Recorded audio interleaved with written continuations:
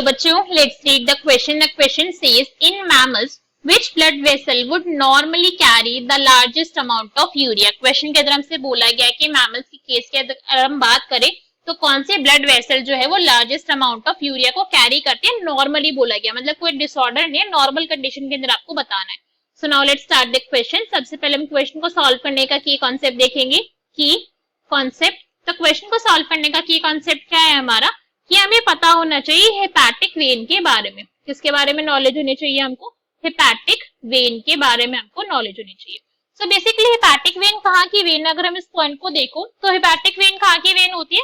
ये होती है हमारी, तो जो हेपेटिक वेन है ये कहाँ की वेन होती है? ये होती है हमारे लिवर की वेन. ठीक है, लिवर की वेन है हमारी. और हेपेटिक वेन के अंदर जो यहाँ पे बेसिकली वेन है भाई, ठीक है, तो वेन का काम क्या होता है? वेन का काम होता है ब्लड को कैरी करना. बिकॉज भाई है तो अपने आप में ब्लड वेसल ही, बट यहाँ पे जो ब्लड होता है हम सभी को पता है कि सारी की सारी जो वेन्स होती है उनके अंदर कैसा ब्लड होता है? डीऑक्सीजनेटेड ब्लड होता है. ठीक है, डीऑक्सीजनेटेड ब्लड होता है, या फिर आप बोल सकते हो यहाँ पे इम्प्योरिफाइड ब्लड होता है.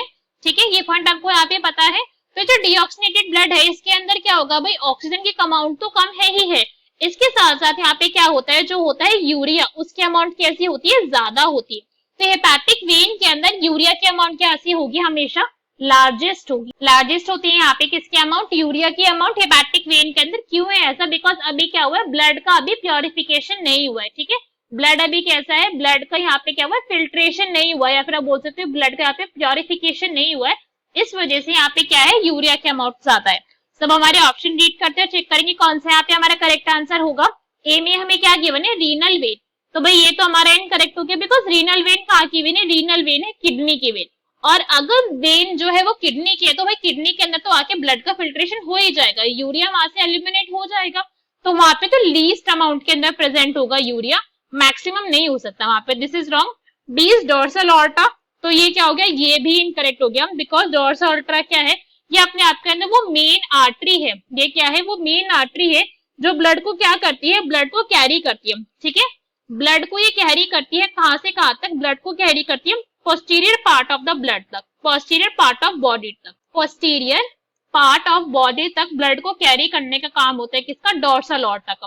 तो भाई ये क्या हो गया हमारा? ये वाला ऑप्शन हमारा इनकरेक्ट हो गया. सी इज हेपेटिक वेन, ये तो करेक्ट है हमारा. लास्ट हमें यहाँ पे क्या गिवन है? Hepatic portal vein.